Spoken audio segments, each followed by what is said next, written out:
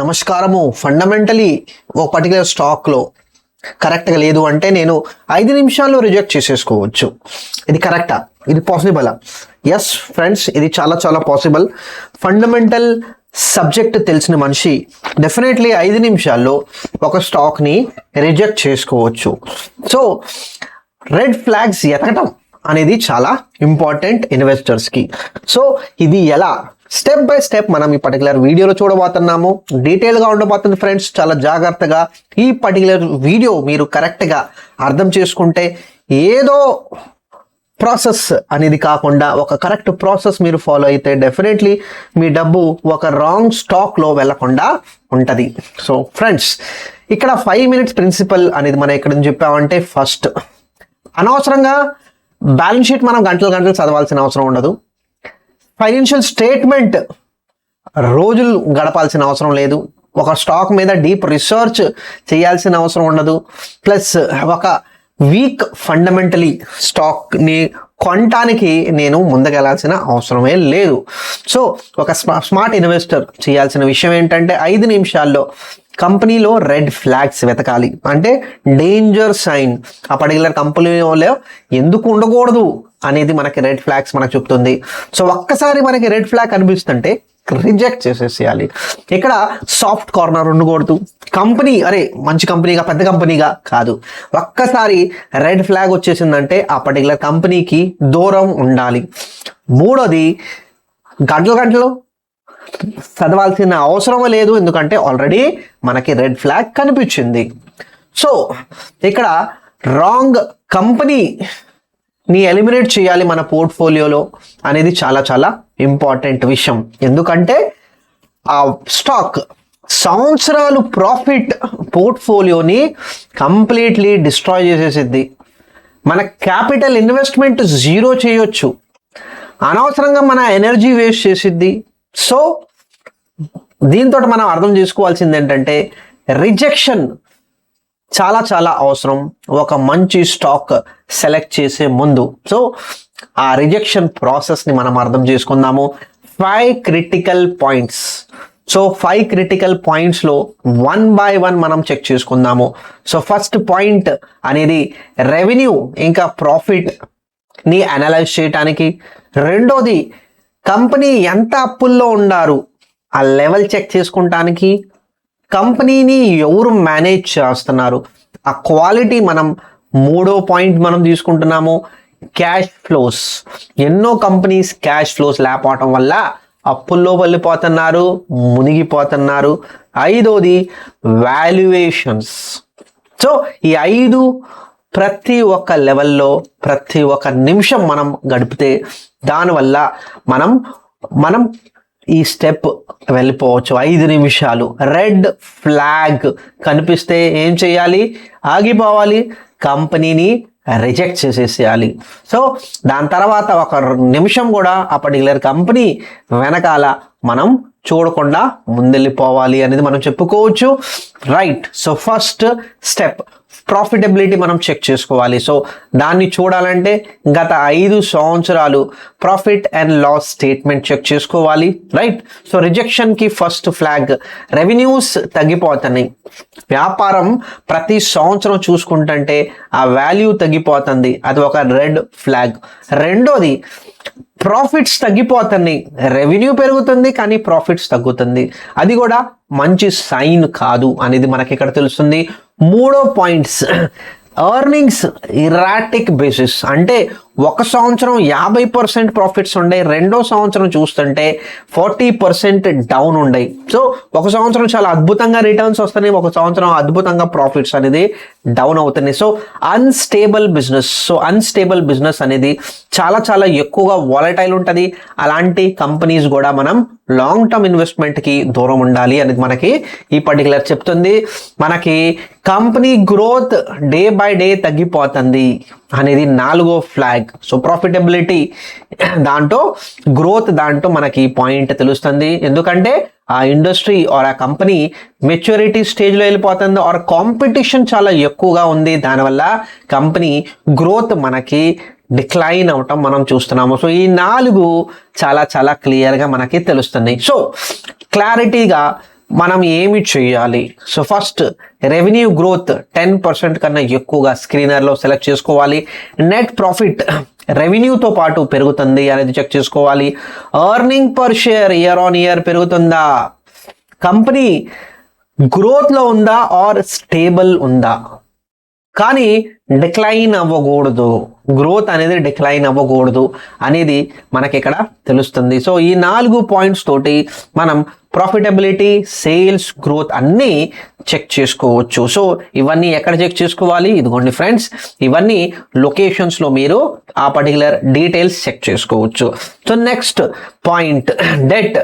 అప్పుని నేను ఏ డాక్యుమెంట్లో చూసుకోవాలంటే మనకి ఇక్కడ బ్యాలెన్స్ షీట్లో మనం చెక్ చేసుకోవాలి. సో దీంట్లో first red flag debt to equity healthy ratios 0.5 to 1.5 maximum, అది కూడా ఇండస్ట్రీ బై ఇండస్ట్రీ అనేది మనం లెవెల్స్ అర్థం చేసుకోవాలి. డేంజర్ జోన్ అంటే 2-3 దానికన్నా ఎక్కువ కనిపిస్తే అది హెవీ డెట్లో ఉంది ఆ కంపెనీ. ఎప్పుడైనా ఏదైనా కంపెనీ డెట్లో ఉంటే దానివల్ల బ్యాంక్రప్సీ అయిపోతుంది, అంటే కంపెనీ ఏదో రకంగా క్లోజ్ అవటం జరుగుతుంది. దానివల్ల ఇన్వెస్టర్స్కి నష్టం, దానివల్ల షేర్ హోల్డర్స్కి నష్టం. So det to equity ratio చాలా ఇంపార్టెంట్. రెండో రెడ్ ఫ్లాగ్ బ్యాలెన్స్ షీట్లో చెక్ చేసింది ఏంటంటే ఇయర్ ఆన్ ఇయర్ బేసిస్ మీద కంపెనీ అప్పు పెరుగుతుందా, అప్పు పెరుగుతుంటే ఆ కంపెనీకి దూరం ఉండండి అనేది మనం చెక్ చేసుకోవాలి. మూడో red flag high interest coverage ratio. So మన ఎర్నింగ్స్ ఇంట్రెస్ట్ పేమెంట్కి ఎంత మనకి ఇవ్వచ్చు. సో ఎర్నింగ్స్ 100 crores ఉన్నాయి, ఇంట్రెస్ట్ పేమెంట్ అనేది మనం చూసుకుంటే 50 crores ఉన్నాయి. So 2x. సో 2x కన్నా తక్కువ ఉందనుకో అది డేంజర్ సైన్ మనం చెప్పుకోవచ్చు. సో ఒక రాంగ్ అంటే ఒక సంవత్సరం వ్యాపారంలో నష్టం వచ్చింది ఆర్ రెవెన్యూ సరిగ్గా రాలేదు, అది ఆ కంపెనీ మీద ఒత్తిడి పెంచేసేది. So high interest coverage ratio అనేది కూడా చాలా చాలా ఎక్కువగా ఉంటే బాగుంటుంది అనేది మనకి ఇక్కడ తెలుస్తుంది. So rising debt faster than the asset, ఆస్తుల కన్నా ఎక్కువగా అప్పులు పెరుగుతున్నాయి కంపెనీ, అది ఏనాటికి మంచిది కాదు. సో అది లాంగ్ టర్మ్ బారోయింగ్ కాదు, షార్ట్ టర్మ్ ఖర్చుల కోసం బారో చేసుకుంటున్నారు, అది మంచిది కాదు. సో దీన్ని మనం ఏ విధంగా చెక్ చేసుకోవాలి? So first point debt to equity ratio ఎంత తక్కువ ఉంటే అంత మంచిది. డెట్ అనేది స్టేబుల్గా ఉండాలి ఆర్ అది డిక్లైన్ అవ్వాలి. ఇంట్రెస్ట్ కవరేజ్ రేషియో 3 కన్నా ఎక్కువగా ఉంటే మంచిది. అప్పు తీసుకున్నారు కానీ అది productive assets, capital expenditure. So ఒక ఇండస్ట్రీ మొదలు పెడుతున్నాము, ఒక ప్లాంట్ మొదలు పెడుతున్నాము, దానికోసం అప్పు తీసుకున్నాము, ఎక్స్పాన్షన్ చేయడానికి మొదలు పెడుతున్నాము. సో అలాంటి ఖర్చులు మంచి ఖర్చులు మనం చెప్పుకోవచ్చు. కంపెనీ దగ్గర ప్రతిసారి బ్యాలెన్స్ షీట్ చెక్ చూసుకుంటే క్యాష్ రిజర్వ్స్ చూసుకోవాలి. సో ఇవన్నీ ఎక్కడ చూడాలి? ఇదిగోండి ఫ్రెండ్స్, లయబిలిటీ సెక్షన్లో డెట్ ఇంకా ఈక్విటీ పోర్షన్ చెక్ చేసుకుంటా వెళ్ళాలి. సో ఇది చాలా ఇంపార్టెంట్ మూడో ఎలిమెంట్. సో మూడో ఎలిమెంట్లో లీడర్షిప్, స్టెబిలిటీ, ఇంకా ఏ విధంగా వాళ్ళు మార్కెట్లో బిహేవ్ చేస్తున్నారు, ఏ విధంగా వాళ్ళు మార్కెట్లో ప్రజెంట్ అవుతున్నారు. సో లీడర్షిప్ చేంజెస్ వరుసనే కొన్ని సంవత్సరాల్లో సిఇఓస్ మారిపోయారు, మేనేజ్మెంట్లో మార్పు జరుగుతుంది ఫ్రీక్వెంట్లీ, అది మంచిది కాదు, అది ఒక రెడ్ ఫ్లాగ్ అని చెప్పుకోవచ్చు. ఆడిటర్స్ సడన్లీ రిజైన్ చేసేసారు. So some serious issue. So auditors అనేది ఏంటంటే మేనేజ్మెంట్ డిసిషన్ని క్వశ్చన్ చేస్తారు, ఇది తప్పు ఉంది, ఏంటి దీని వెనకాల కారణం ఏంటి. సో ఆడిటర్స్ అలా సడన్గా వెళ్ళిపోతే ఎక్కడో ఏదో సీరియస్ ఇష్యూ ఉన్నట్టు అనేది మనం చెప్పుకుంటాము. హయ్యర్ పొజిషన్లో ఉన్న మేనేజ్మెంట్లో మనిషి సడన్లీ వదిలేశాడు, అది కూడా ఏదో రకంగా ప్రాబ్లం ఉన్నట్టు మనం చూస్తాము. 4వ సిగ్నల్ చెప్పుకుంటుంటే కంపెనీ రేటింగ్ అనేది డౌన్ అయిపోతుంది. సో రేటింగ్ ఏజెన్సీస్ ఏ బేసిస్ మీద డౌన్ చేస్తారంటే క్రెడిట్ వర్తినెస్. ఈ కంపెనీ అప్పు తీసుకుంటుంది, డిఫాల్ట్ చేసే అవకాశం కూడా ఎక్కువగా ఉంది అన్నప్పుడు ఏ గ్రేడ్ నుంచి బి గ్రేడ్ అనేది తగ్గించడం జరుగుతుంది. సో ఇలాంటి దాంట్లో కోసం కూడా చాలా చాలా ఇంపార్టెంట్. అండ్ ఫ్రీక్వెంట్ ప్రమోటర్లో changes.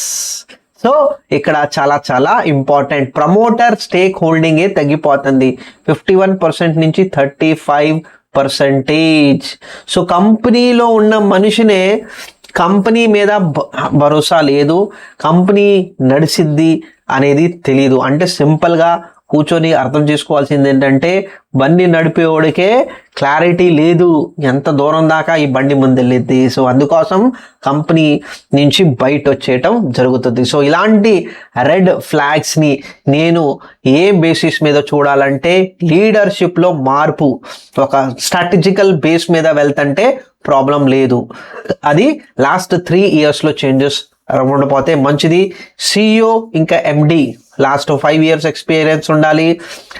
Auditors, rating agencies, promoters, transparency ప్రతిదీ చాలా చాలా క్లియర్గా ఉండి చాలా చాలా ఫేవరబుల్గా ఉంటే అది మనకి మంచిది. సో ఇవన్నీ డీటెయిల్స్ ఎక్కడ చూస్తాము? యాన్యువల్ రిపోర్ట్లో మేనేజ్మెంట్ టీమ్ సెక్షన్లో మనం చూస్తాము. వేరియస్ ప్రమోటర్కి రిలేటెడ్, కంపెనీ రిలేటెడ్ మనకి అనౌన్స్మెంట్స్ వస్తూ ఉంటాయి. ఆ అనౌన్స్మెంట్స్ మనం కాన్స్టెంట్లీ ట్రాక్ చేసుకుంటా ఉండాలి. సో ప్రమోటర్ విషయం మనం చేసుకున్నాము. ఇప్పుడు క్యాష్ ఫ్లో, డబ్బుదే వ్యాపారం నడిచిద్ది. సో ఆపరేటింగ్ క్యాష్ ఫ్లోస్, నేను వ్యాపారం నడుపుతున్నా, వ్యాపారం నుంచే నాకు ప్రాఫిట్ రాట్లా, నష్టం వస్తుంది. సో అది రాంగ్ ప్రాసెస్ జరుగుతుంది. సో ప్రాఫిట్స్ కనిపిస్తున్నాయి కానీ నాకు ఆపరేటింగ్ క్యాష్ ఫ్లోస్ చూస్తుంటే నాకు మైనస్ ఉంటుంది. సో బిజినెస్ మోడల్లో ఎక్కడో ఏదో విధంగా ప్రాబ్లం జరుగుతుంది. So free cash flow, so ఇది కూడా మంచిది కాదు. సో క్యాపిటల్ అనేది చేతిలో ఉన్న క్యాష్ని అన్నెసెసరీ ఖర్చు పెడుతుంది సర్వైవ్ అవటానికి. ఇక్కడ సింపుల్గా అర్థం చేసుకోవాలి, గ్రోత్ కోసం కంపెనీ డబ్బు ఖర్చు చేయట్లేదు, సర్వైవల్ బతకటానికి ఖర్చు పెడుతుంది. చాలా చాలా డిఫరెన్స్. గ్రోత్ కోసం డబ్బు ఖర్చు అవ్వాలి, ఇది ఒక రెడ్ ఫ్లాగ్.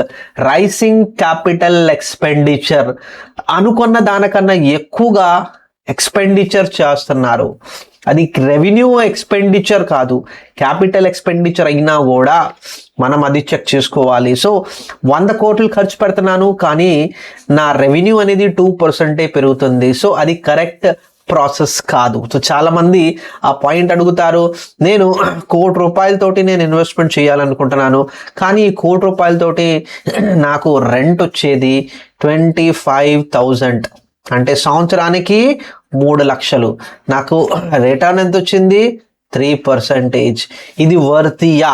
సో ఇది క్లియర్గా ఆ పాయింటే మనకు చెప్పుకుంటున్నాం. సో క్యాపిటల్ ఎక్స్పెండిచర్ అది కరెక్ట్ కాదు.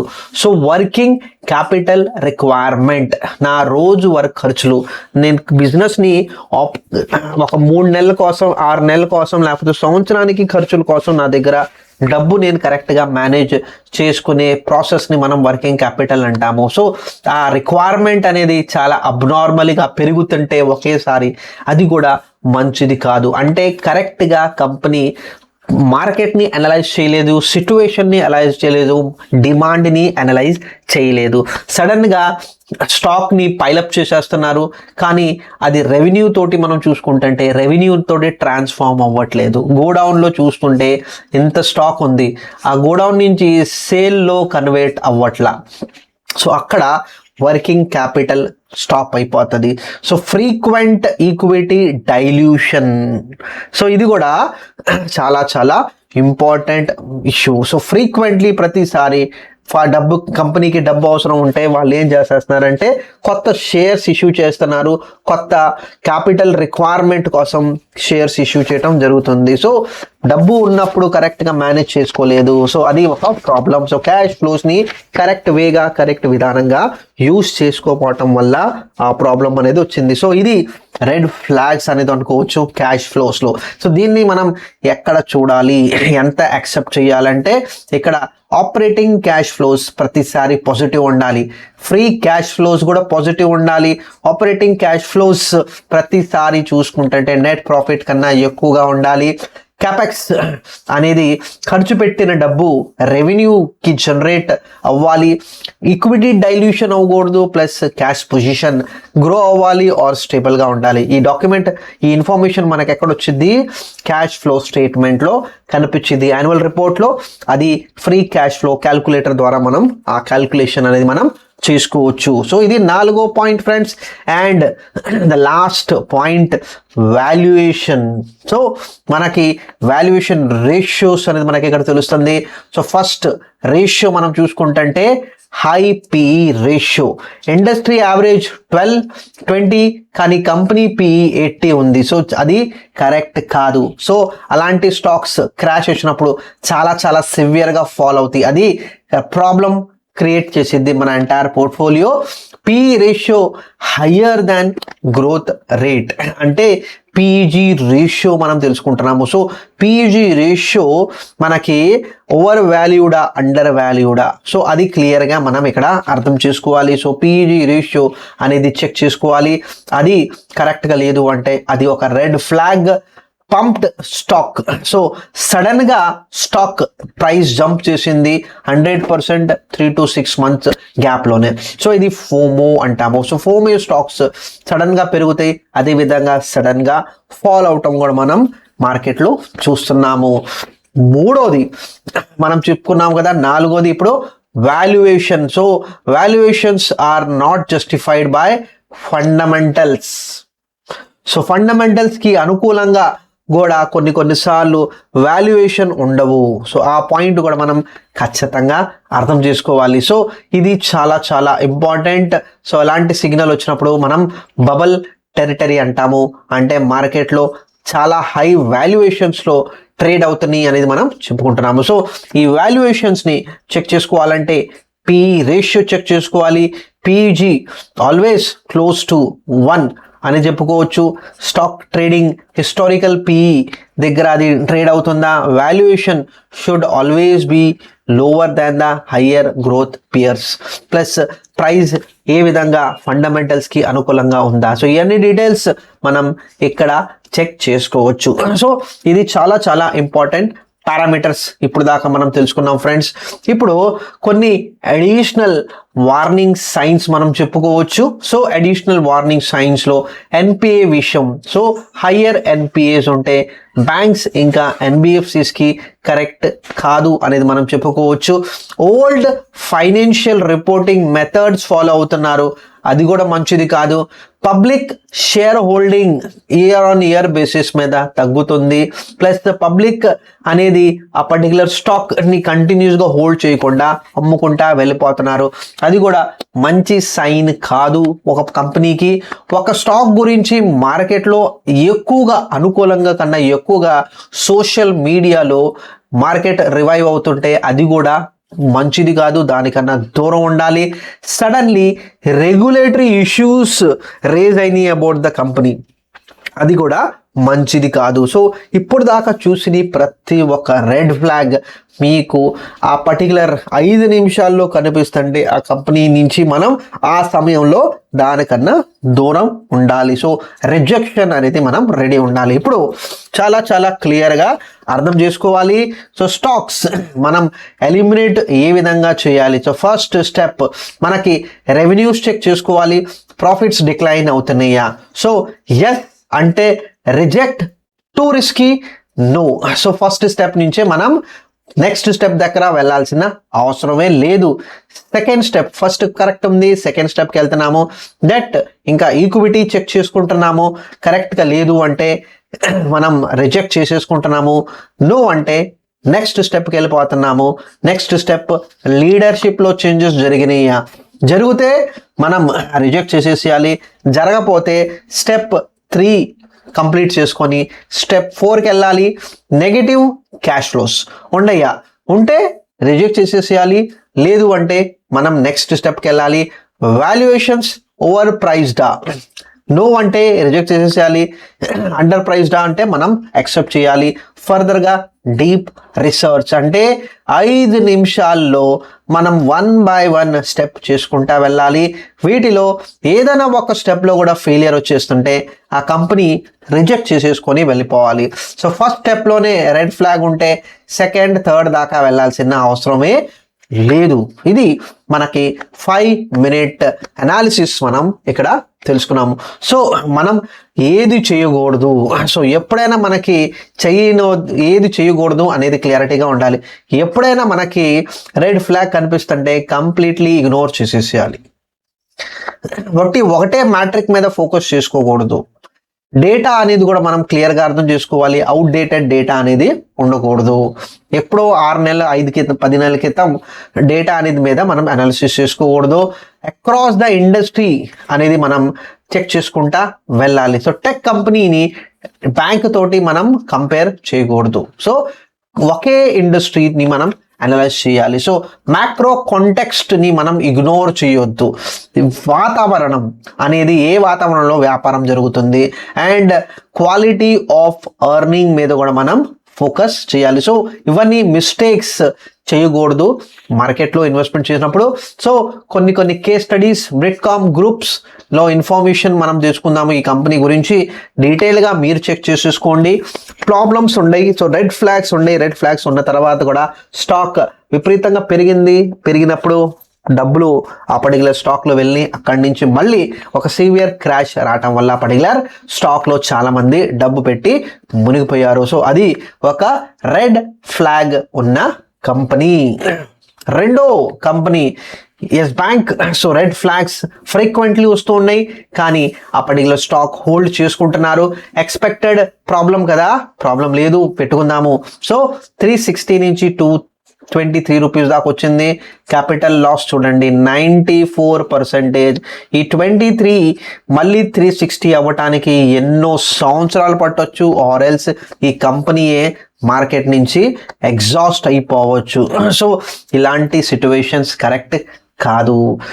సో మూడో కంపెనీ న్యూస్ కూడా మనకి చాలా రీసెంట్గా మనం చెప్పుకోవచ్చు. సో ఈ ఇన్ఫర్మేషన్ కూడా క్లియర్గా అర్థం చేసుకోవాలి.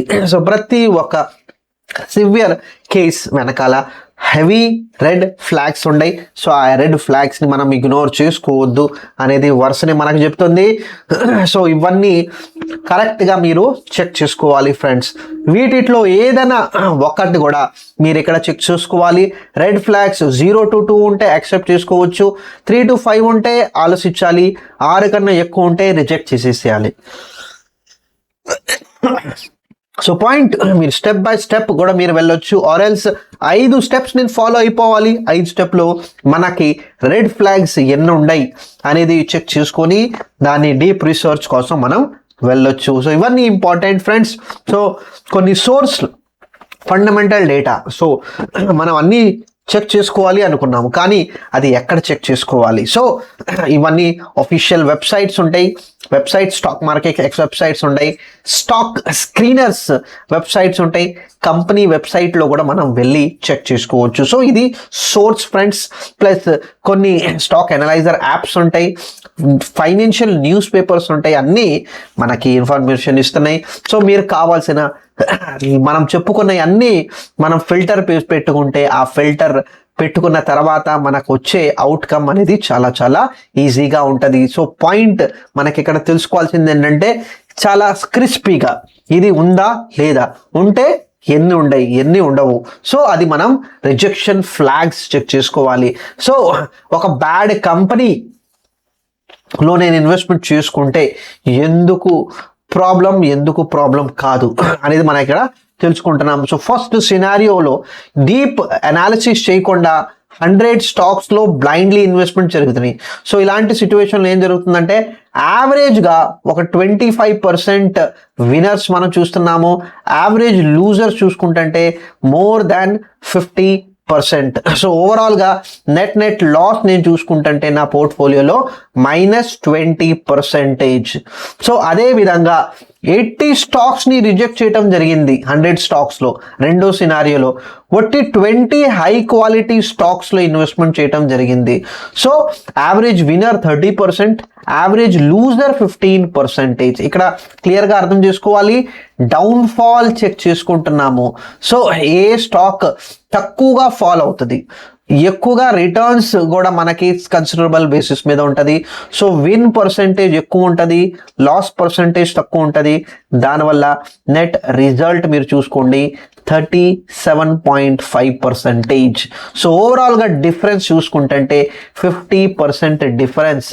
బట్టి ఒక బ్యాడ్ స్టాక్ నుంచి నేను దూరంగా ఉంటే అంత మంచిది. సో మనం ఈ పర్టికులర్ వీడియోలో ఈ క్లారిటీ ఇవ్వటానికి చూస్తున్నాము. సో ఇక్కడ avoiding 50% loss is always better than finding 100% gain. So నేను నా లాస్ని నేను ఎంత తగ్గించవచ్చు నా పోర్ట్ఫోలియోలో అనే ఆలోచనతోటి మనం పోర్ట్ఫోలియో క్రియేట్ చేసుకున్నాం అనుకో, పాజిటివ్ ఎప్పుడైనా మన దగ్గరే ఉంటుంది. కానీ లాస్ వల్ల మన క్యాపిటల్ జీరో అయిపోతే మనం మార్కెట్లో ఉంటామా?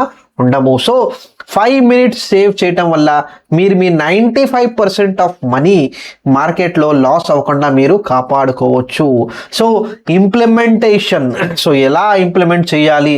సో ఇంప్లిమెంటేషన్ ప్రాసెస్ ఫస్ట్ 60 secondsలో చెక్ లిస్ట్, మనం చెప్పుకున్న చెక్ లిస్ట్ అనేది మీరు ఎదురుగా పెట్టండి. నెక్స్ట్ కంప్లీట్ మీరు ఏ వెబ్సైట్ వాడతారు అది మీ ఇష్టం. ఆ వెబ్సైట్ని మీరు ఆ చెక్ లిస్ట్ కోసం యూజ్ చేసుకోండి. కొన్ని లిస్ట్ ఆఫ్ స్టాక్స్ మీరు చెక్ చేసుకోవచ్చు. ప్లస్ ఎన్ని రెడ్ ఫ్లాగ్స్ ఉన్నాయి ప్రతి స్టాక్ వెనకాల అనేది మీరు చెక్ చేసుకోవచ్చు. ప్లస్ ఈ ప్రాసెస్ మీరు కంటిన్యూ చేయండి ప్రతి స్టాక్లో. అది మీకు ఒక ప్రాసెస్, ఒక journey, step by step, A step miss అవ్వదు అనే ఐడియా తోటి మనం ఈ పర్టికులర్ వీడియో అనేది చేయటం జరిగింది. సో ఇది క్లియర్గా ఉండండి. సో ఈ వారం మీరు ఏం చేయాలంటే, ఎప్పుడైనా మీకు ఏదైనా స్టాక్ టిప్ వచ్చిందా ఆర్ రికమెండేషన్ వచ్చిందా, వెంటనే మీరు రీసెర్చ్ ఆర్ బైకి వెళ్ళబాకండి. మీరు 5 నిమిషాలు చెక్ లిస్ట్ కోసం మీరు చూడండి. 3 రెడ్ ఫ్లాగ్స్ వచ్చేసింది అనుకోండి, ఇమీడియట్లీ రిజెక్ట్ చేసేసండి. 3 ఫ్లాగ్ కన్నా తక్కువగా ఉంటే డీప్ రీసెర్చ్ కోసం మీరు అప్పుడు వెళ్ళండి. సో ఈ విధంగా మనం స్టాక్కి ముందుకెళ్తాము. ఈ నెల మీరు చేయాల్సింది ఏంటంటే, ఒక స్టాక్ని రిజెక్ట్ చేయటం వల్ల చేసుకోండి. So most of the stock మనం చూసుకుంటే ఆ చెక్ లిస్ట్లో ఫెయిల్ అవుతాయి. మిగిలిన అన్ని మంచి కంపెనీసే. సో మంచి కంపెనీస్లో మనం ఎప్పుడు కొన్నా కూడా మనకి ప్రాబ్లం లేదు. సో రిజెక్షన్ అనేది మనకి ఎప్పుడైనా మంచిదే అనేది మనం చెప్పుకోవచ్చు. సో దాని result over a period of 3 to 6 months మంచి పోర్ట్ఫోలియో తోటి మన స్టాక్ ఉంటుంది, మంచి స్టాక్ తోటి మన పోర్ట్ఫోలియో ఉంటుంది. మార్కెట్లో పోర్ట్ఫోలియో డౌన్ అనేది మనం తక్కువగా మనం చూసుకుంటాము. సక్సెస్ రేషియో పెరిగిద్ది. ప్లస్ దానివల్ల మీ ఇన్వెస్ట్మెంట్ డిసిషన్ అనేది బెటర్గా ఉంటుంది. ప్రతిసారి అందరినీ పర్టికులర్ స్టాక్ బాగుందా, ఇది కరెక్ట్ టైంలో బాగుందా, నా పోర్ట్ఫోలియో కరెక్ట్గా ఉందా, ఈ పర్టికులర్ స్టాక్ నేను ఎప్పుడు కొనాలి, ఎప్పుడు అమ్మాలి అనే డౌట్ఫుల్ మైండ్ తోటి ఉండకుండా మీరు మార్కెట్లో ఎంట్రీ తీసుకుంటారు. 2 types ఆఫ్ ఇన్వెస్టర్స్. ఒక ఇన్వెస్టర్ 6 రెడ్ ఫ్లాగ్ ఉన్నా కూడా రీసెర్చ్ చేశాడు, కన్విన్స్ చేసుకున్నాడు కాదు ఈ పర్టికులర్ స్టాక్ మంచిది, ఆటోమేటిక్లీ ఎస్ చెప్పుకుంటా వెళ్ళాడు. ఒక 2 సంవత్సరాల తర్వాత చూస్తుంటే క్యాపిటల్ 70% డౌన్ అనేది కనిపించింది. రెండో ఇన్వెస్టర్ 5 నిమిషాలు ఫండమెంటల్ చెక్ చేసుకుంటా ఉన్నాడు. 85% ఆఫ్ స్టాక్స్ని ఇమ్మీడియట్లీ రిజెక్ట్ చేసేసాడు. మిగిలిన 15% ఆఫ్ కంపెనీస్ని ఇన్వెస్ట్మెంట్ చేయడం వల్ల next 5 years on an average 30 to 40% of return పోర్ట్ఫోలియోలో ఆన్ యాన్యువల్ బేసిస్ మీద సంపాదించాడు. సో ఇక్కడ క్లియర్గా ఉంటుంది ఫ్రెండ్స్. రీసెర్చ్ చేయాలి, ఒక ప్రాసెస్ అనేది అర్థం అవ్వాలి. సో ఒక 5 నిమిషాల వల్ల నేను రిజెక్ట్ చేయటం నేర్చుకున్నాను. రిజెక్ట్ చేయటం వల్ల నా మంచి పోర్ట్ఫోలియో క్రియేట్ చేసుకున్నాను. ఒక మంచి పోర్ట్ఫోలియోలో 5 మంచి స్టాక్ ఉంటే మంచిది, 95 స్టాక్స్ ఒక బ్యాడ్ పోర్ట్ఫోలియో కాకుండా నేను కాపాడుకున్నాను. సో అది చాలా ఇంపార్టెంట్ అనేది మనం చెప్పుకోవచ్చు. సో హోప్ఫుల్లీ ఫ్రెండ్స్ ఈ పర్టికులర్ వీడియో మీకు కొద్దిగా క్లారిటీ ఇచ్చి ఉంటుంది. ఒక ఫండమెంటల్ అనాలిసిస్ చేసుకొని మన క్యాపిటల్ని మనం ప్రొటెక్ట్ చేసుకోవచ్చు. లాస్లో వెళ్ళకుండా, మనం ఎక్సెస్ లాస్లో వెళ్ళకుండా మన ఓవరాల్ క్యాపిటల్ని మనం ప్రొటెక్ట్ చేసుకోవచ్చు అనే ఐడియా తోటి పర్టికులర్ వీడియో చూశాను. హోప్ఫుల్లీ ఫ్రెండ్స్ మీకు కొద్దిగా క్లారిటీ వచ్చి ఉంటుంది. డెఫినెట్లీ మీలో ఎవరైనా ఏదో విషయం మీద మీకు క్లారిటీ కావాలంటే మీరు కామెంట్స్లో మీరు అది పెట్టొచ్చు. అండ్ యాజ్ యూజువల్ నేను ప్రతిసారి చెప్పేది ఫ్రెండ్స్, నేను ఒక మ్యూచువల్ ఫండ్ డిస్ట్రిబ్యూటర్ని. మీరు ఇన్సూరెన్స్ కోసం, హెల్త్ ఇన్సూరెన్స్ కోసం or mutual fund or financial planning ఏదైనా మీకు డౌట్స్ ఉంటే డెఫినెట్లీ ఈ మొబైల్ నెంబర్లో మీరు వాట్సాప్ పెట్టొచ్చు ఆర్ ఈమెయిల్ పంపిస్తే నేను అది కూడా చెక్ చేసుకుంటాను ఫ్రెండ్స్. హోప్ఫుల్లీ ఈ వీడియో తోటి మీరు కొద్దిగా నేర్చుకొని ఉంటారు. Thank you very much.